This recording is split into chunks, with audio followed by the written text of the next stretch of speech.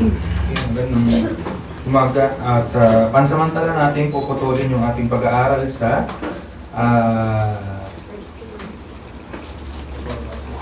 distinctives ng reform at tayo ay dadako sa separate topic at patungkol ko ito sa makadiyos na komunikasyon at talakayan bilang sandata natin at bilang gagamitin natin sa darating na question and answer natin mamaya sa hapon. Nice kung buksan ninyo yung Biblia sa Romans chapter 14. Aklat ng Roma chapter 14.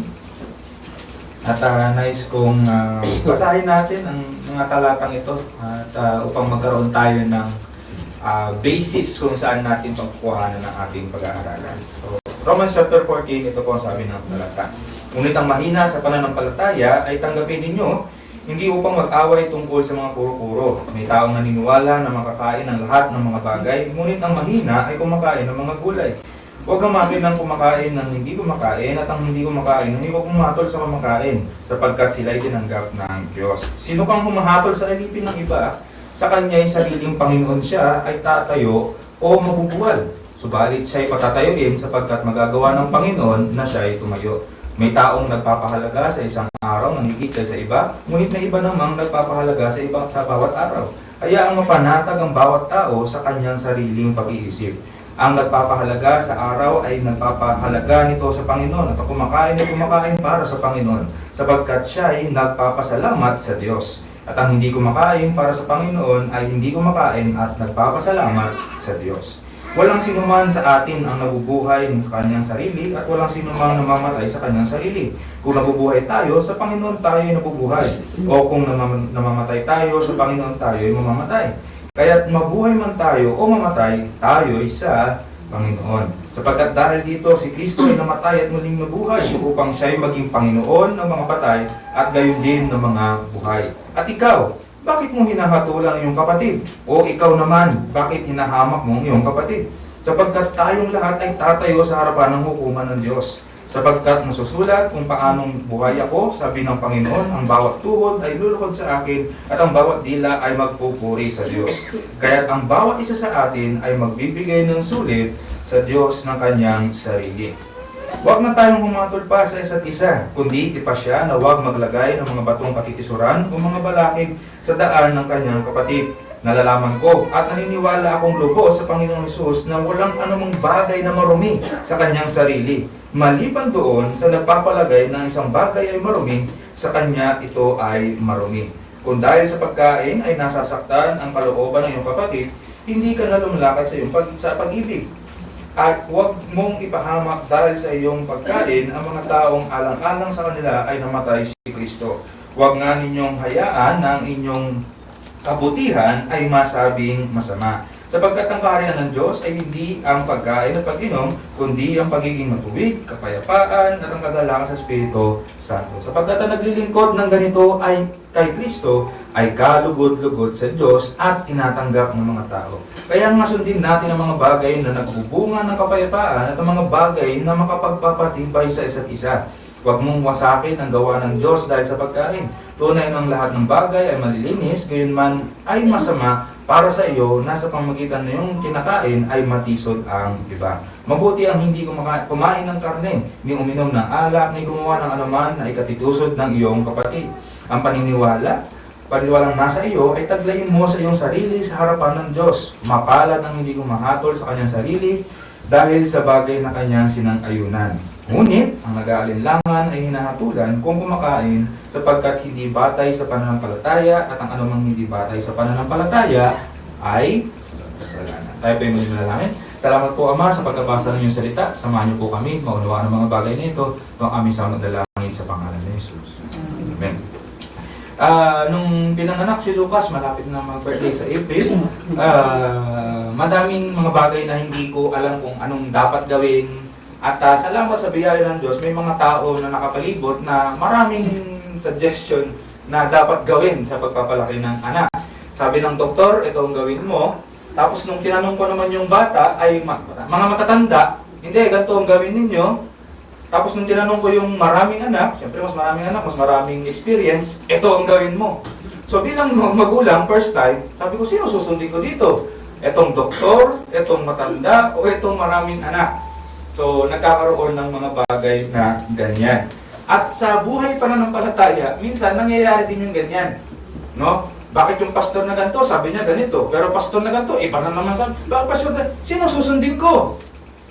Kailangan nating malaman, kailangan nating masagot ang mga bagay at katanungan na yan. So mag-Bible study tayo ngayong hapon na umaga na hapon. No? Mag-Bible study tayo dito. Doon sa chapter 14 ng Romans, sino sa tingin nyo ang mahina sa pananampalataya?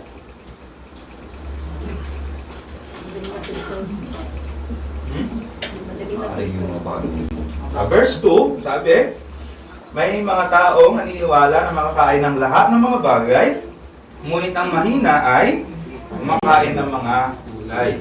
So, mga vegetarian, joke lang.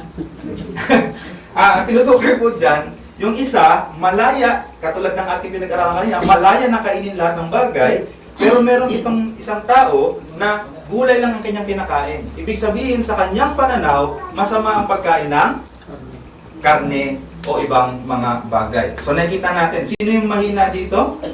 Yung malaya ba na kumakain o yung nagdedemand na huwag kainin ang isang bagay? Yung nagdedemanda na huwag kainin ang isang bagay. Sino naman yung mature? Kumakain ng lahat ng bagay. Sabi dun sa verse 2, may taong naniniwala na makakain ang lahat ng mga bagay. Sa verse 14, kinan nyo sa verse 14, basahin natin muli. Nalalaman ko, sino nagsasalita yung ko? Pablo. Si?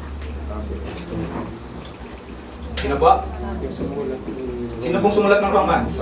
Si Pablo. Okay. Si Pablo po ba ay mahina o mature? Okay, so mature si Pablo. At ito ang paniniwala ni Pablo. Sabi ni Pablo, nalalaman ko at naniniwalang akong lubos sa Panginoong Hesus na walang anumang bagay na marumi sa kanyang sarili. So, parehas po doon sa verse 2 na sa lahat ng bagay ay makakain niya at sa kanyang sarili ay walang anumang bagay na marumi. Bakit? Siya ay nakaugnay kay Kristo. So sa pananampalataya, siya, ay gumagawa o kumakain. Kaya nga, sabi dito sa verse 16 din, huwag nga ninyong hayaan na ang inyong kabutihan ay masabing masama. So yung kanilang liberty, yung kanilang kalayaan sa pagkain sa lahat ng bagay ay isang mabuting bagay. Kasi sabi dito ang inyong kabutihan, ibig sabihin mabuting bagay na gawin natin yung mga kalayaan natin kay Kristo. Kasi yung paggawa nun ay sa pananampalataya. Ngayon, dahil ang mga mature ay may pagkaunawa na ang lahat ay malinis na sa pamamagitan ng salita ng Diyos at pananalangin, message natin kanina, kaya ang mga utos na nabanggit dito sa chapter 14, ang unang target nito ay para sa mga mature. Okay? At nakakaunawa ng kalayaan kay Kristo. Kumbaga, kung titignan natin sa buong talata, sila yung nag-a-adjust para doon sa mga mahina. Doon na sa verse 14, sa verse 1, tingnan nyo yung sabi. Ngunit ang mahina sa pananampalataya ay tanggapin ninyo. Sabihin, kinakausap niya dito, sino? Mahina yung malakas? Yung malakas, yung mga mature. So, ang nag-a-adjust para doon sa mahina ay yung mga mature. Malakas o mature. Ngayon, mahalaga na maalala natin na may mga mahina pa sa ating pananampalataya. May mga mahina pa sa kanilang pagkaunawa sa salita ng Diyos. Hindi pa nila alam ang kabuuan ng kalayaan nila kay Kristo. Kaya nga sabi dun sa verse 20 din, sabi niya dun sa mga mature, huwag mong wasakin ang gawa ng Diyos. Ibig sabihin, ang Diyos ay kumikilos pa rin sa kanila. Ganun nga lang, sila ay mahina pa. Nakukuha natin yung flow, mga kapatid. So, ang Diyos ay gumagawa sa kanila, pero mahina pa. Ngayon, ang malungkot dito, minsan, ang mga mahihina o ang kahinaan ay nagiging daan o excuse para sa legalismo. Naalala natin ang ibig sabihin ng legalismo? Naglalagay ng mga utos, pagbabawal na hindi naman inuutos at ibinabawal ng Diyos. At dahil sila ay mahina, minsan, kadalasan, nagiging excuse sa kanila na gawin ito. Kasi katulad ng binasa natin sa verse 2, di ba? Sino yung kumakain lang ng gulay? Mahihina. No? Ibig sabihin, hindi sila kumakain ng lahat ng bagay. At dahil hindi sila kumakain ng lahat ng bagay, naglalagay ngayon sila ng mga utos na hindi naman inuutos ng Diyos. Ang pagiging mahina po sa pananampalataya ay isa pong tanda na dapat lumago. No, hindi natin tinataboy yung mga mahina dahil mahina. Huwag na natin. Hindi, kasi sabi doon sa verse 1, dapat tanggapin yung mga mahina. Pero kung mahina, dapat lumago. Nakukuha natin. Hindi pwede na ang mahina ay magpatuloy sa mahina. Dapat ang mga mahihina ay nauuwi sa paglago. Nakukuha natin yung mga kapatid. Pero kadalasan nangyayari, yung mga mahihina, imbis na tungo sa paglago, nauuwi sila sa legalismo. At ang legalismo po, katulad na pag-aralan natin last Sunday, ay isang kasalanan. Bakit? Kasi naglalagay tayo ng mga utos na hindi naman inuutos ng Diyos. At ang mga mahihina po sa pananampalataya ay inaasahan pong lumago. Sabi po dun sa verse 19 ng chapter 14, sabi dun sa verse 19, tingnan ninyo. Kaya nga sundin natin ang mga bagay na nagbubunga ng kapayapaan at ang mga bagay na, ano sabi? Makapagtitibay sa isa't isa. Ibig sabihin, pag mahina, tatanggapin natin, pero yung kanyang kahinaan, kailangan mapagtibay siya. Ibig sabihin, kailangan siya ay lumago. So, paano lalago ang mga mahihina sa pananampalataya? Para maiwasan nila yung pagiging legalista. Sa pamamagitan po yan ng komunikasyon at talakayan. Yun yung ating pag-aaralan. last Sunday ba yun? Yung sabi ko, dapat ituturo ko ngayon na advance. So, dapat alam yun na ngayon yun kasi naituro ko na last Sunday. Yung tatlo, no? Ano yung nauna? Yung tubig. Absolutely. Ayan.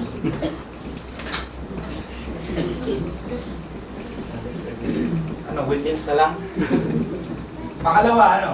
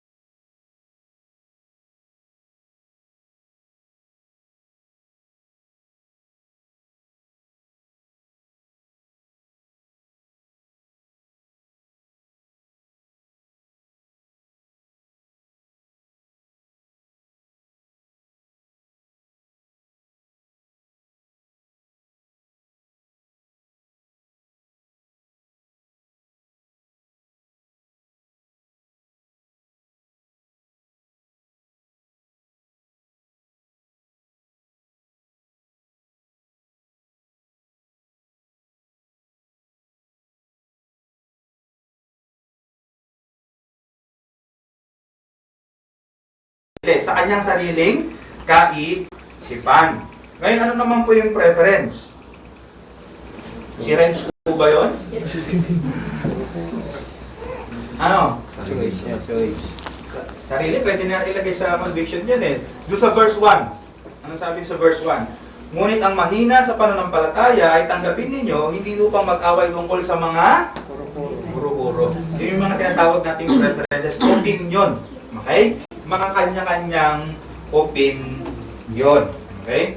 Ngayon, hindi po sinasabi na hindi po mahalaga yung preference at conviction. Mahalaga po yan. Dahil ang ating paniniwala sa katotohanan, kadalasan, yun ang nagiging ating conviction. At kung ano ang conviction natin, kadalasan, yun ang ating nagiging preference. Okay? Naniniwala ako, o totoo po ba na ako'y lalaki? Sabi hindi. So, ako'y lalaki. Ngayon, conviction ko na ako ay lalaki. Kaya ang preference ko ay ayon pa rin sa aking conviction na ako ay. So, magkakarugtong po siya mga kapatid. Hindi pwedeng magkaiba yung preference mo doon sa truth na pinaniniwalaan natin. Ngayon, paano natin maipapabatid sa isa't isa para magkaroon ng kapayapaan? Kasi, iba-iba tayo ng paano tayo mag-uusap ngayon yan? Pastor, basta ako tahimik na, wala na sila dyan. Yung ba ang tamang pakikipag-usap? Nakita na kayo nag-uusap, isa lang yung nagsasalita? Hindi, di ba? Ang nag-uusap, merong diskusyon, tala, kayan. So, paano natin i-communicate lahat yan? Pagdating po sa absolute truth, hindi ko palalalimin kasi ito yung pagdating po sa absolute truth, ito po yung ating mga itinuturo,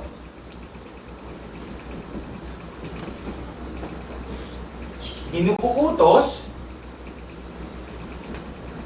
at kapag hindi sila sumunod, sila ay ating nire-review. Okay? So, pagdating po sa absolute truth, alam natin na maliwanag sa salita ng Diyos. Kung ito yung maliwanag sa salita ng Diyos, ito yung dapat nating ituro.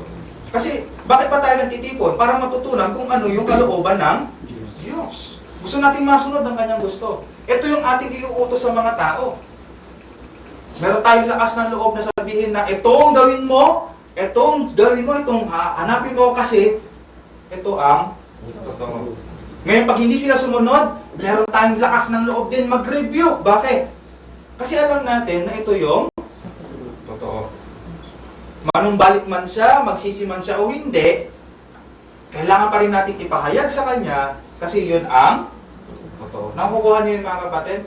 Sa loob ng church, kailangan maging disiplinado tayo, kailangan maging clear tayo, kailangan ibuka natin ang ating bibig pagdating sa mga tunay at totoong mga bagay. Okay? Pag maliwanag na sinabi sa salita ng Diyos, ituro mo yan. Pag maliwanag na sinabi sa salita ng Diyos, iutos mo yan. Pag maliwanag sa salita ng Diyos, pwede mong i-review ang iyong kapatid. Kahit sino pa. Pastor man yan, kahit sinong tao. President yan, dahil ito ang absolute truth, kailangan nating ipahayag. Naulawan natin yung mga kapatid. Ngayon, pagdating mo naman po sa conviction, meron pagkakaiba. Sa conviction, mali na yung spelling ko. Ano ba yung spelling? Encourage?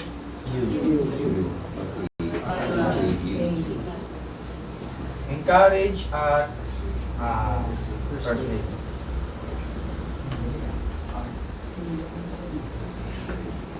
Persuade po yan, ha?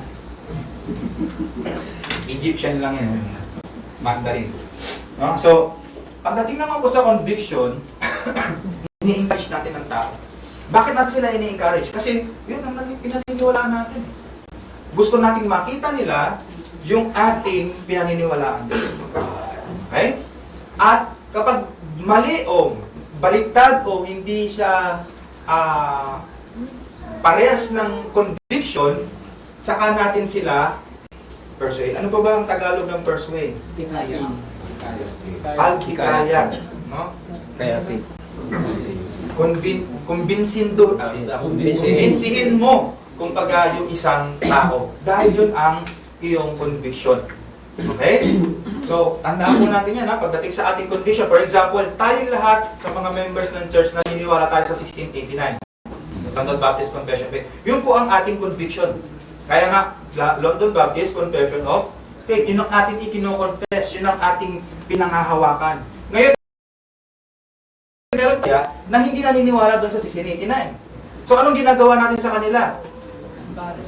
Persuade natin sila. Mas maliwanag itong 1689, mas maayos ito kaysa dan sa Westminster nyo. Yun ang ating ginagawa sa mga hindi parehas sa atin. Okay? Now, for example, ang conviction ko, dapat homeschool ng bata. Ngayon, hindi ko iuutos yun. At hindi ko rin i-review kayo pag nasa public school lang yung mga anak. Pero, pwede ko kayong i-encourage at pwede ko kayong i-persuade kung bakit maganda na ang bata ay i-homeschool. Nauunawa natin mga kapatid. Okay. Ngayon, pagdating naman po sa preference, yan po ang ating either tatanggapin o ating isasuggest. Okay. Sino po ang gusto ng laing?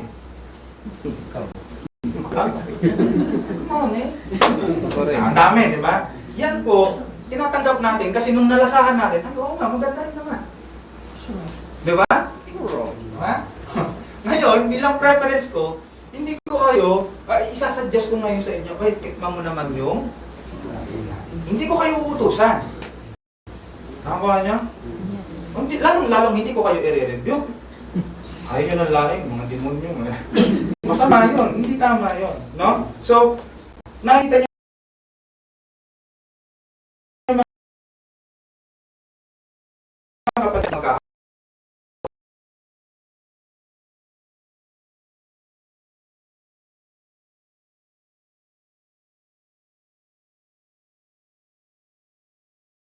kapag away at bangayan. Nakukuha natin yung mga kapatid. Okay, so anong mga dapat natin, hindi natin dapat gawin? Una, hindi natin isinasuggest ang absolute truth. Hindi natin isinasuggest yan. Hindi rin natin basta pinapersuade lang yan. Hindi.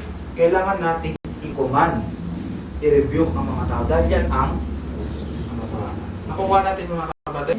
Pangalawa, hindi natin i-demand, hindi natin i-kinocommand, hindi natin i-review sa pamamagitan ng ating mga conviction. Katulad ng ginamit kong example kanina, meron akong conviction na dapat homeschool. Pero wala kayong narinig sa akin na inutusan ko kayo na mag-homeschool. Nakukuha natin yung mga kapatid. Okay? At lalo na, pagdating sa preferences. No? Ang preference ko talaga, lahat tayo naka-gown, naka-Americana, ano pa, madami akong preference pagdating sa damit eh. Gusto ko maayos talaga. Ayoko yung mga naka-shirt lang, pero hindi ko kayo uutusan. At never ko kayo i-review kapag kayo pumasok lang. Ngayon, aalamin ko kung bakit. Bakit ganyan ang suot ko? Bakit hindi natin alam mo. Pero, kailangan hindi ito maghalo-halo. Kasi kung maghahalo-halo yan mga kapatid, dan ang magkakaroon ng problema. At syempre, hindi lang tayo basta tumatanggap ng conviction, kailangan maging convincido tayo sa ating mga conviction. Katulad ng binasa natin kanina, di ba? Doon sa sa verse 15, hayaang mapanatag ang bawat tao sa kanyang sariling pag-iisip. So bilang aplikasyon mga kapatid, so verse 3 basahin natin. Huwag hamakin ng kumakain ang hindi kumakain. At ang hindi kumakain ay huwag humatol sa kumakain sapagkat sila ay tinanggap ng Diyos. Sa loob pa ng iglesia, lagi nating tatandaan kung tunay kang mananampalataya, siya ay tinanggap na ng Diyos. Ibig sabihin sa harapan ng Diyos, siya ay katanggap-tanggap. Dito tayo maging maingat. Kung sa harapan ng Diyos siya ay katanggap-tanggap, pero dahil sa iyong preference, hindi siya katanggap-tanggap, sino sa tingin nyo nagkakasala doon? Hindi ba yung nag-demand na hindi siya katanggap-tanggap sa Diyos? Diyos na nagbigay. Ang Diyos na nagsabi, katanggap-tanggap siya sa akin. Tapos sasabihin natin, hindi siya katanggap-tanggap kasi hindi siya sumunod sa preference ko. Nakukuha natin yung mga kapatid. Huwag po, kaya nga sabi dito ni Pablo, huwag hamakin at huwag hatolan o humatol. Sa mga malago o mature, huwag nating hamakin ang mga mahihina. No? Alam natin ang ating kalayaan kay Kristo, pero hindi ibig sabihin no, nahahamakin natin sila. Ano ibig sabihin ng hamak? Sabihin, ibababa natin sila o sabihin natin, hindi ka kasi nag-aaral ng Bible, o tamad mo kasi magbasa ng Bible. Hindi ganoon mga kapatid. Rather, sila ay dapat nating i-persuade, kailangan natin silang i-encourage, kailangan natin silang dalhin sa pagiging mature. Sabi dun sa verse 1, huwag natin silang awayin sa kanilang preference. No? Kaya pag may dumadating dito na hindi mananampalataya, ganito ang suot niya, hindi na agad inaatake. Pag ganyan ang suot mo dito? Di ba?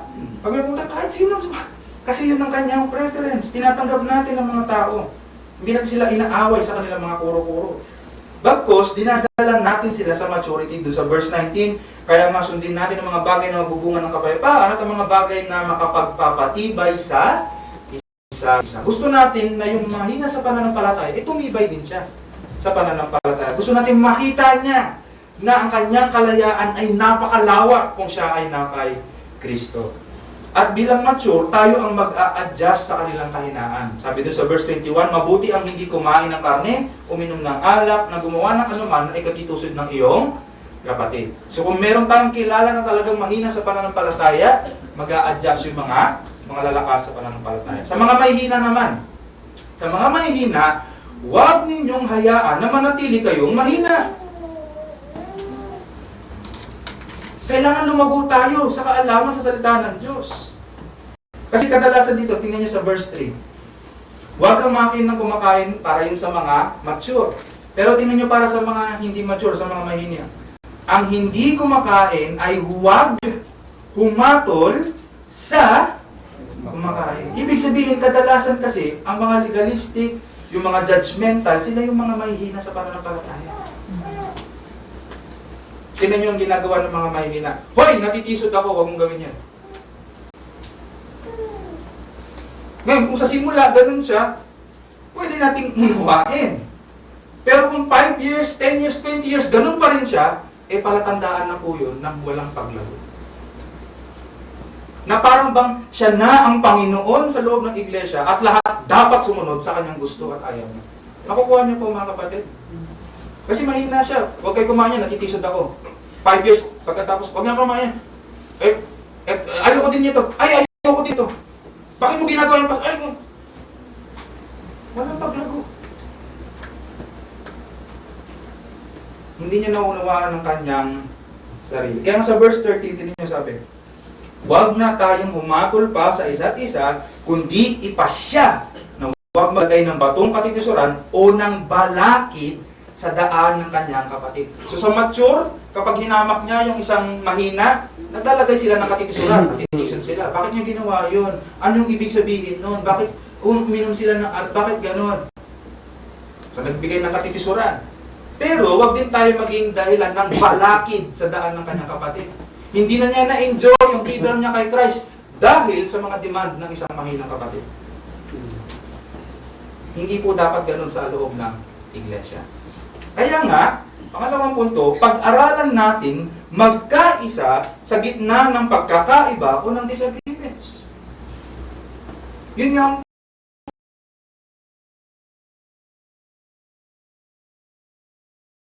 punto kay Kristo. Hindi tayo nag-isa sa iisang hobby.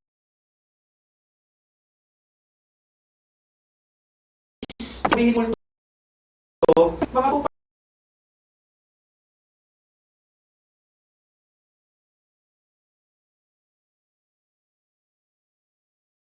isa tayo, magkakaisa tayo. Kasi mas malalim pa sa mga pagkain katulad ng binanggit ni Pablo, hindi sa pagkain, sa pag-inom, ang pagiging Kristiyano, kundi tayo ay sa Panginoon. Yun ang ating batayan ng pag-iisa. At tingnan din natin, yung paghamak at paghatol sa isa't isa, yung po ang nagsasara sa pag-uusap. Napansin niyo po ba yun?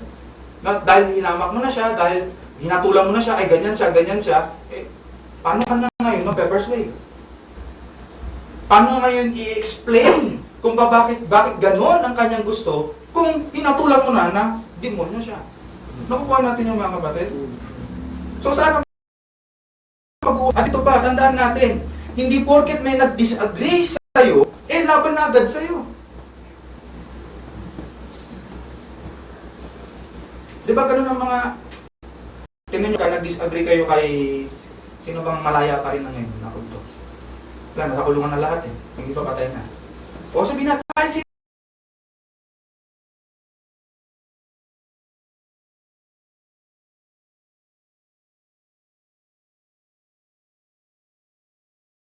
tayo sa kanya.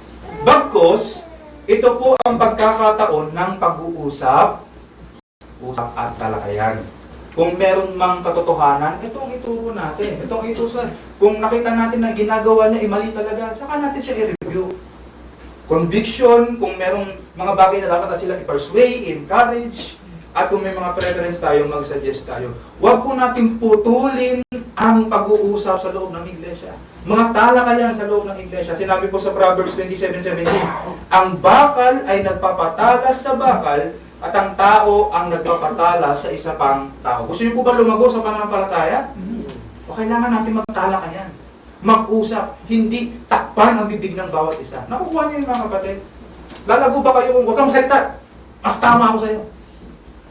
O, sige ano bang, bakit ganun ang paniniwala mo? Para kung nakita ko sa salita ng Diyos, mapapersuade mo ko. Pero, hindi, ito nakita ko sa Biblia eh. Usap, talakayan. Para tayong lahat ay lumalaki. Sa pakikipagtalakayan po, mas nakikilala natin ang isa't isa. Ngayon, lagi kong sinasabi sa inyo, gusto ko lang laing. Wala naman sigurong excuse ang sino nga sa atin na magsabi na hindi niya alam na gusto ko ang laing. Bakit ninyo alam yun? Kasi, sinabi ko. Sa pagtatalakayan, pag-uusap, doon natin nakikilala ano bang likes at dislikes niya, ano bang mga preference niya, ano bang mga conviction ng kanyang puso. Bakit siya convicted sa ganung bagay? Nagtatanong tayo, nag-uusap tayo. O makikita din natin kung sino yung nag-aaral talaga ng salita ng Diyos. Kung lumago na ba ang kapatid kong ito sa kanyang pag-aaral ng salita ng Diyos. O yung alam niya nung una, yung pa rin ang alam niya ngayon, na walang pagbabago, walang kalaguan sa kanyang pananampalataya. Doon mo makikita. At kapag nakita mo ganun, paraan na yun para ma-encourage siya. Maturuan siya. Matuto ang bawat isa sa salita ng Diyos. May mga bagay tayo na hindi natin alam. Alam niyo na po ba lahat ng sinasabi ng Bible? Hindi, di ba? May kanya-kanya tayong mga personal devotions. Iba-iba yung mga personal devotions natin. At kapag nag-sharing tayo ng ating mga personal devotions, anong nangyayari? Yung mga pangungusap sa'yo ng Diyos, pwede nyo mangusap sa akin. Nakukuha niyo yung mga kapatid. Hindi natin tinatakpan ng isa't isa. At huli, pagdating po sa pakikinig ng sermon, napakalaking tulong po nito. Kapag nakikinig kayo ng sermon, matatanong nyo palagi, ito ba'y totoo na galing sa salita ng Diyos? Ito ba'y conviction niya lang? Ito ba'y preference niya lang? Nakukuha natin mga kapatid? Masasala niyo na ngayon. Kung yung kanyang tinuturo ay ayon ba sa salita ng Diyos o ayon lang sa kanyang gusto. Kaya pagka nire-review ka niya sa kanyang gusto, pwede mong tanggihan. Bakit? Kasi gusto niya lang yun, hindi yun ang gusto ng Diyos. Nakukuha niyo mga kapatid, hindi kayo magigilty ngayon sa lahat ng sasabihin ng nasa harapan kung anong gusto niya. Kundi, makukonvict lang kayo sa mga bagay na kumbinsido din kayo na ito ang sinasabi ng salita ng Diyos. At tulong din sa amin yung mga ngaral. Ang aming ipapangaral ngayon ay hindi yung aming preference, hindi lang ang aming conviction, kundi kung ano ang sinasabi ng salita ng Diyos. Nakukuha niyo mga kapatid? Kung hindi natin gagawin yan, hindi tayo titibay sa ating pananampalataya. At kung hindi tayo matibay sa ating pananampalataya, wala tayong pagkakaisa. Tayo po ay nagkakaisa lamang dahil sa salita ng Diyos kay Kristo. Okay po? Mamaya po ang tanong. Manalangin tayo. Amang dakila, salamat po sa inyo biyaya, salamat po sa mga salitang aming napakinggan, pagpapaalala sa amin ng aming dapat namin gawin bilang sa mananampalataya. Sa mga malalakas sa pananampalataya, mga alam ang katotohanan ng salita ng Diyos, na huwag namin hamakin ang mga mahihina pa. Bagkus tulungan sila na makita ang kanilang kalayaan kay Kristo na aming tinatamasa. Ngunit sa mga mahihina, ang dalangin namin, nawa, lumago sila, Panginoon. Huwag yung hayaan na manatiling mahina ang kanilang pananampalataya. Maunawaan nila na meron silang kalayaan kay Kristo at wala silang karapatan na humatol sa kanilang kapatid. Bagkus tanggapin na sila din, bawat tao na tunay na kay Kristo ay tinanggap na ninyo at kalugod-lugod sa inyong harapan. Tulungan niyo po kami bilang isang iglesia na lumago sa bagay nito, sa pakikipag-usap, sa mga talakayan, upang sa ganun ang bawat isa ay lumago tungo sa kabanalan. At ang aming iglesia ay magbigay nga po ng tunay na kaluwalhatian sa inyong pangalan, sapagkat kami ay sumusunod sa inyong kalooban at hindi sa kalooban ng mga tao. Tulungan niyo po kami itong aming dalangin sa pangalan ng aming Panginoon Jesus. Amen.